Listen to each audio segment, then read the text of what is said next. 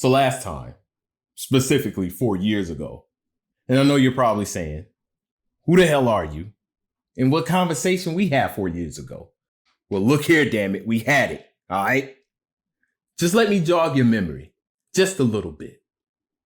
So last time, we went over the lore behind the G-Virus and its characteristics. Before then, we went over the extensive lore behind the T-Virus, and before then, the progenitor virus. Today I have something you might all find interesting. So interesting, it's named after the very game it appears in, the T-Veronica virus. As always, this information is collected from the video games themselves, the wiki, and Project Umbrella. And this video is overdue.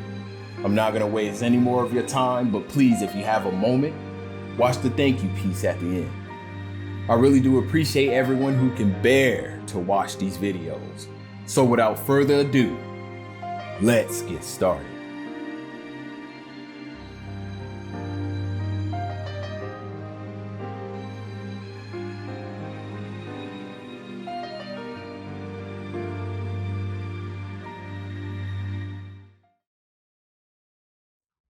The T-Veronica was a combination of plant genes, possibly the T-virus, definitely the progenitor virus, which is the ancient OG virus, and the Veronica virus, which is another ancient virus found in queen ant genes.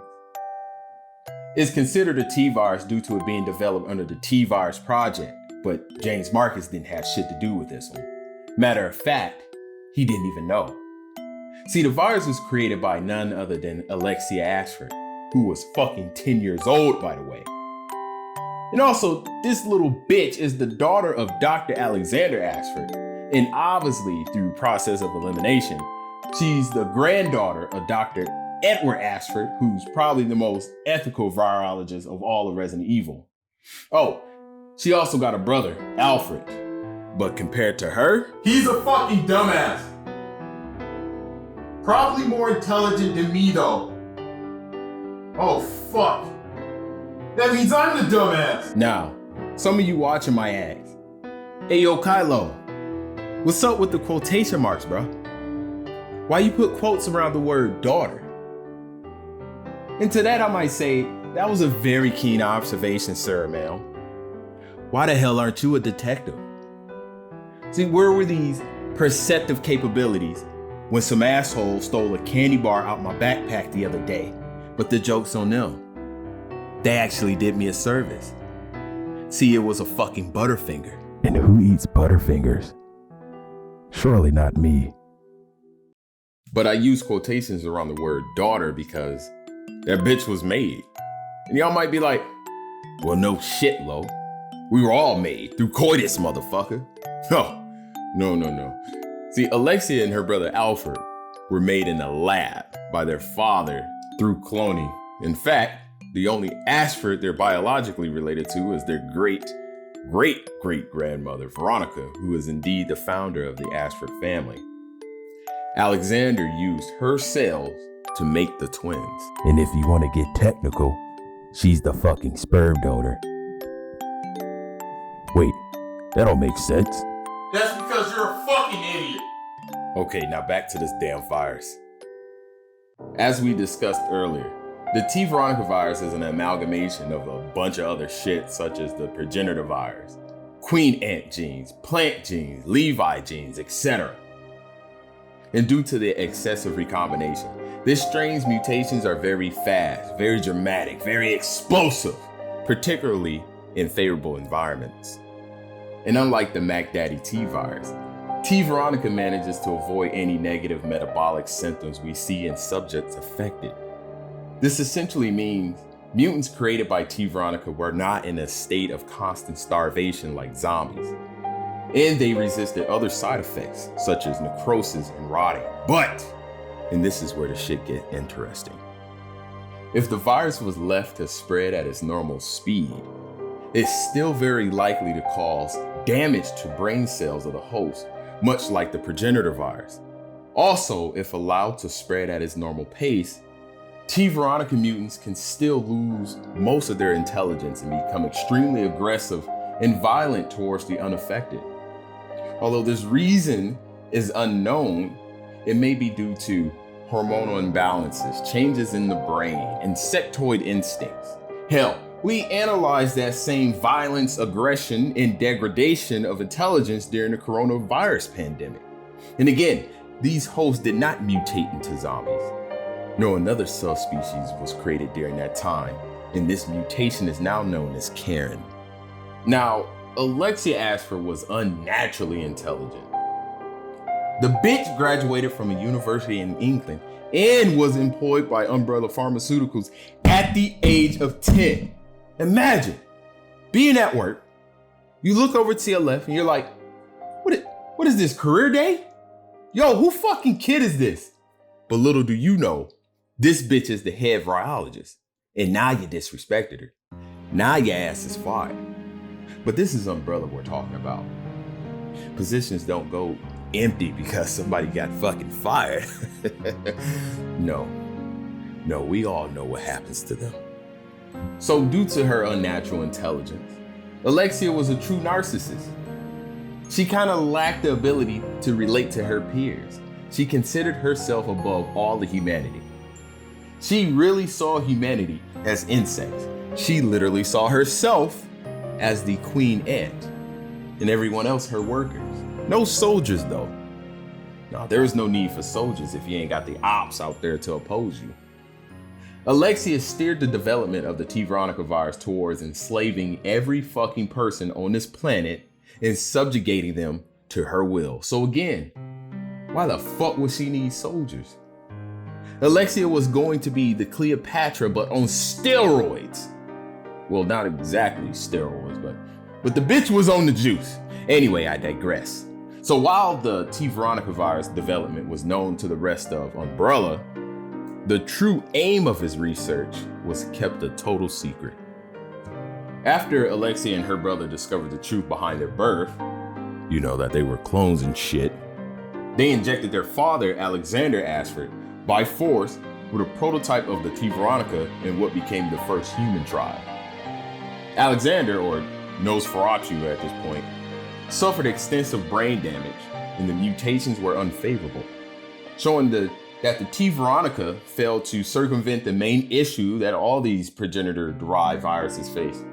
However, Alexia formulated a way to avoid this issue by slowing the spread of the virus in the body using cryogenic preservation. At the age of 12, Alexia injected herself with the T-Veronica and entered into a deep cryo sleep. It was estimated to take 15 years for Alexia's body to fully adapt to T-Veronica.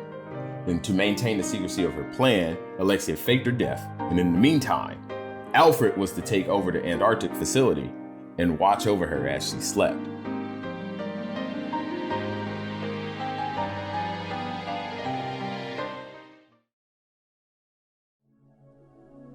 In 1998, Albert Wesker, arguably the most iconic antagonist of all of Resident Evil, hit the like button if you agree. Anyway, he intercepted a rumor regarding the existence of T-Veronica. Eventually, Wesker discovered that Alexia was, in fact, alive at the Antarctic base and concluded that the virus could be found there. Meanwhile, Alexia had finally awoken. And shortly after her revival, she proceeded to experiment on Steve Burnside, who is a prisoner of the Rockford Island prison, which is located in the South Pacific Ocean. She injected Steve with the virus contained in her body, which had mutated over 15 years at this point into a new strain called t-alexia. But before she can enact her dominance over mankind though, Alexia was completely destroyed by Chris Redfield, arguably one of the most iconic protagonists of all of Resident Evil. Hit the like button if you agree. You know what? Another unique mutation caused by T-Veronica is blood that combusts once coming in contact with oxygen, creating like flamethrowers and shit. This also caused some hosts to burst into flames upon death due to them hemorrhaging blood, or an increase of temperature caused by excessive regeneration. However, since this trait was not seen in Nosferatu, this may just be a random mutation that arose from the T-alexia strain. So Carlo Radames, a researcher who later becomes a doppelganger of fucking Ada Wong, and also the same bitch responsible for the C virus.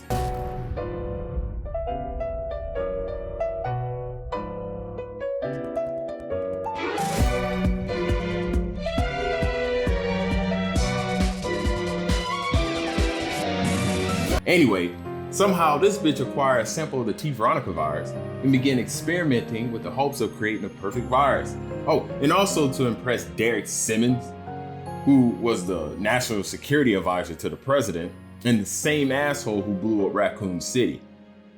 So Carla removed the genetic code of the virus, which created sudden mutations, and combined it with parts of the progenitor virus. She developed a new strain of the T-Veronica virus, and that was dubbed T2.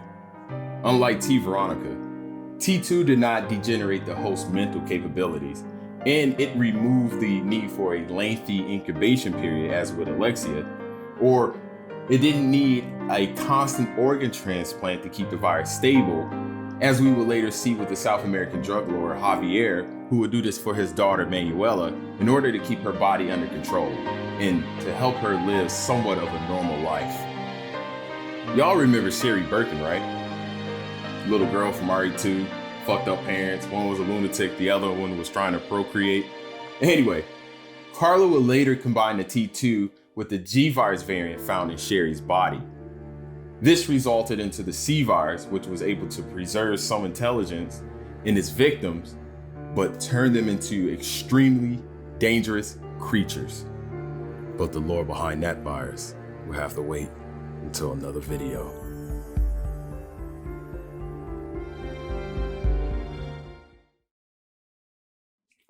So, what y'all think about the T-Veronica virus? I think it's quite interesting. Let me explain. Number one, you come equipped with organic flamethrowers. Elon Musk will have a fucking field day with this virus. You know, hit the like button if your ass want a flamethrower. And number two, the bitch was about to enslave the entire planet. That shit is OP as hell. Like, imagine if my bitch ass had this. By the way, hit the like button if you don't want to be subjugated. And number three, not once did I mention a vaccine throughout this whole video. Motherfucker, it took us a year to create vaccines for the coronavirus. And even that shit was questionable. But the T-Veronica, nothing. The G-virus had devil. The T-virus had like 4 different fucking vaccines. T-Veronica, not a damn thing. And I was looking for months and I ain't find shit. You might be saying, hey, Lo, only a handful of people got affected by this, cuz. And you would be right. But do you know about Alexia's master plan? This is what the bitch was about to do, no cap.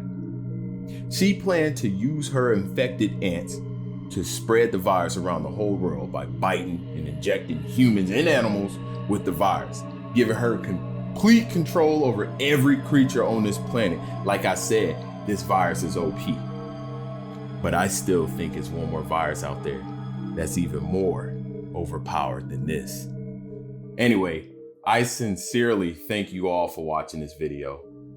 I'm fucking sorry that it took 4 years to get out. But my adult viewers, y'all know how adult life be sometimes, man. Hell, my younger viewers are transitioning into adulthood now, so you fuckers will find out soon enough. Anyway, I love you all, really. This was fun to make. Code Veronica was actually one of my favorite games back on the Dreamcast days. I actually like Code Veronica better than Resident Evil 3. And if you really want me to be fucking honest here, I felt like Code V should have been number 3. Like, what the fuck, Capcom? See, that's all y'all do is cap. Fuck! Anyway, the end screen is gonna be a collection of comments you guys made throughout the years. I really do appreciate y'all, man. Like, y'all didn't have to be that nice, especially since I vanished on y'all ass like Aang. But I thank you again. I thank you all, and I will see you all in the next one.